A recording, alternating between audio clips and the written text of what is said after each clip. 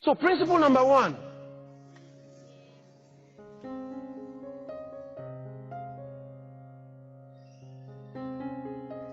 You already know it, right? Spend less than you earn. Much less than you earn. Be wise. Spend less than you earn.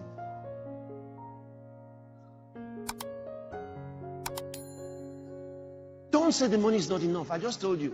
Listen, under normal circumstances, the 8,000 would have not been enough. I knew it. So that's why I wasn't interested in the list of things they were going to write for me. I knew that that would help me make an excuse. Because everything in the list will be important. But I was going to also use the miracle power of God to work things out for me. That's why you have to connect with God. What one man is spending ₦1 million on, you will probably do for 100,000. And they'll be surprised. Once you are determined, then God says, all right, I'm with you on it. Go ahead. Then you find his seal is on it. But if you say you're going to depend on money, then you will always need enough money to do everything you want to do. But depend on him. What they are needing 10 million to do, you will do with 1 million. That is part of the blessing. You find things you don't have to pay for. So don't depend on money. Depend on God. But you must follow his principle. He told you to save. He knows why. So that when he requests for it, you can give him. And when he tells you to use it, you can use it. It might be the deposit that you need. Imagine that you needed something that is worth 100 million. And the man is ready to give it for 50,000. 50. The thing is 100 million. He's ready to give it for 50,000. And he says, if you have 50,000, I give it to you. You say, hey, I don't have. Hey, I don't have. Hey. Why? Because you spent everything. Then you realize when God told you to save, he knew why. We have done things with money that will surprise you. Like how much? And their values are so high. But you add the miracle power of God to it. Then they ask you how much is it? You say 5 letters. F-A-I-T-H. If I catch you sleeping, you will be sorry. Don't even let me suspect you. Hey.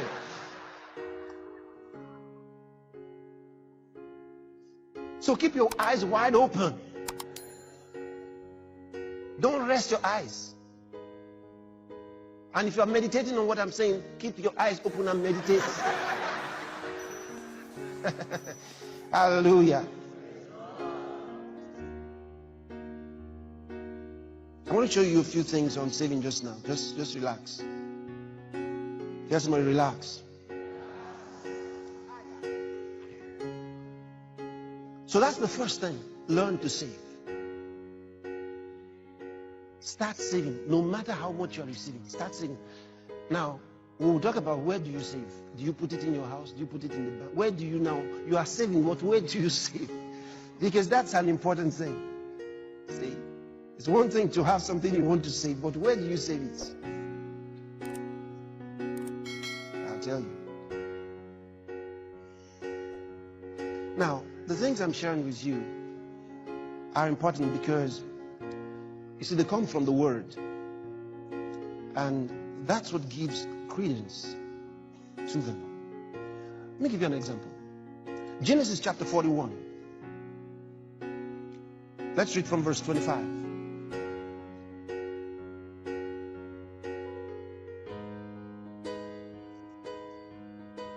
And Joseph said unto Pharaoh, the dream of Pharaoh is one. God has showed Pharaoh what he's about to do. You remember when Joseph interpreted Pharaoh's dream?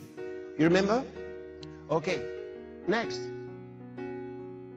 The 7 good kings are 7 years. And the 7 good years are 7 years. The dream is one. Okay? And the seventh thing and ill-favored king that came up after them are 7 years, and the 7 empty years blasted with the east wind shall be 7 years of famine. You know this story. Okay. 7 thin cows eating up 7 fat cows. What a story. Verse 28. This is the thing which I have spoken unto Pharaoh. What God is about to do, he showeth unto Pharaoh. Next. Behold, there come 7 years of great plenty throughout all the land of Egypt. 7 years of plenty will come.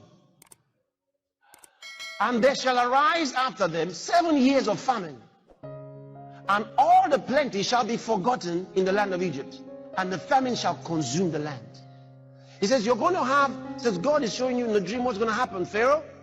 Joseph is telling him the meaning of his dream. He says, you will have 7 years of prosperity. After that, 7 years of famine will come. And the famine will be so severe that the 7 years of prosperity will be forgotten. It will consume the land. Next verse. And the plenty shall not be known in the land by reason of that famine following, for it shall be very grievous, very severe. 32.